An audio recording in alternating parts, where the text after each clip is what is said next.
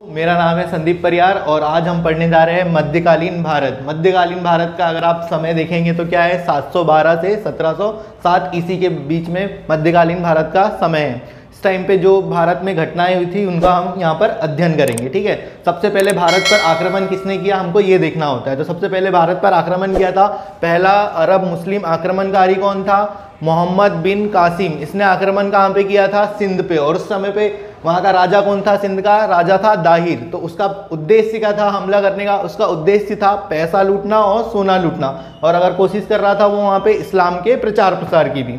ठीक है, उसके बाद में वो किससे परमिशन लेके आया था? अरब का राजा था वहाँ पे उस टाइम पे अल हजाज द्वितीय के आदेश पर मोहम्मद बिन कासिम ने भारत पर आक्रमण किया था 712 ईस्वी में सिंध पर, जहाँ का राजा था दाहिर। तो पहला मुस्लिम आक्रमणकारी कौन हो गया? मोहम्मद बिन कासिम। उसके बाद में भारत में तुर्की आए, तुर्की आक्रमणकारी आए। तुर्कियों का थोड़ा सा इतिहास जान लेते हैं हम कि तुर्क साम्राज्य कैसे बना। तो चीन के जो उत्तर पश्चिमी प्रांत का नेतृत्व कर रहा था अलप्तगिन। पहले वहां पर छोटे छोटे कबीले थे, उन सबको एक करके अलप्तगिन ने क्या हुआ, गजनी साम्राज्य की स्थापना की और गजनी पर अधिकार किया और अपनी राजधानी किसको बनाया? गजनी को बनाया।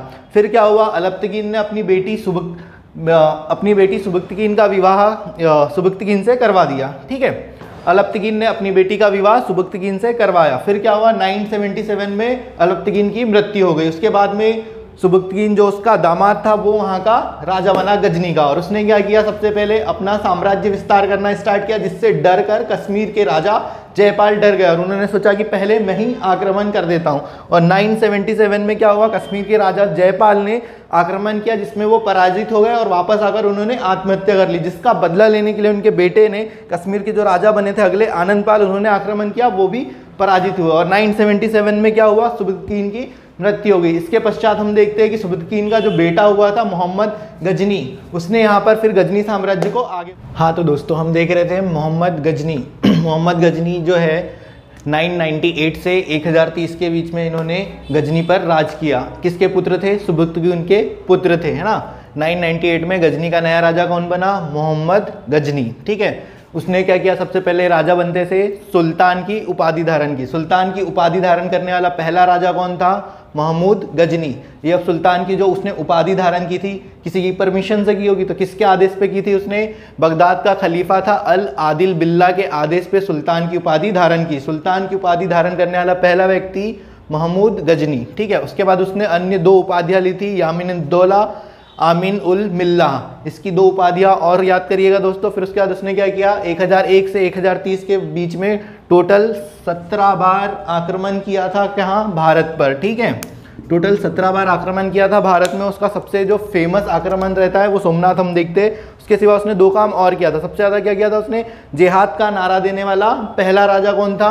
महमूद गजनी। उसके बाद उसने किया क्या? हिंदू मंदिरों को तोड़ने की कसम खाई, इसलिए उसका एक और नाम क्या कहलाया? बुत सिकंद। बुत सिकंद का मतलब क्या होता है? मूर्ति भंजक।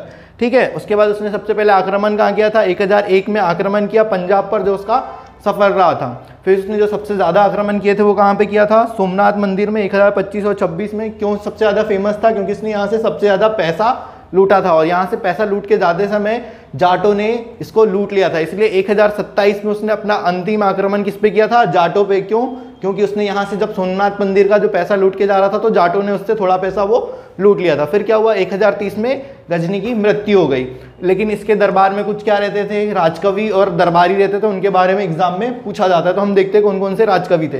राजकवि था उदबी, राज दरबारी था अलबरूनी। अलबरूनी का वास्तविक नाम था अबू रेहान मोहम्मद। इनकी किताब है किताबुल्ले हिंद या तारीखे हिंद। ठीक है, उसके बाद अन्य दरबारी कौन थे इनके? फिरदौसी। फिरदौसी की किताब कौन सी है? शाहनामा। उसके बाद में है इनका एक और राज दरबारी बैहाकी। बैहाकी ने किताब लिखी थी तारीखे सुबक्तगिन। तो इसमें से जो दोस्तों उदबी, अलबरूनी और फिरदौसी, ये किसके साथ भारत आए थे?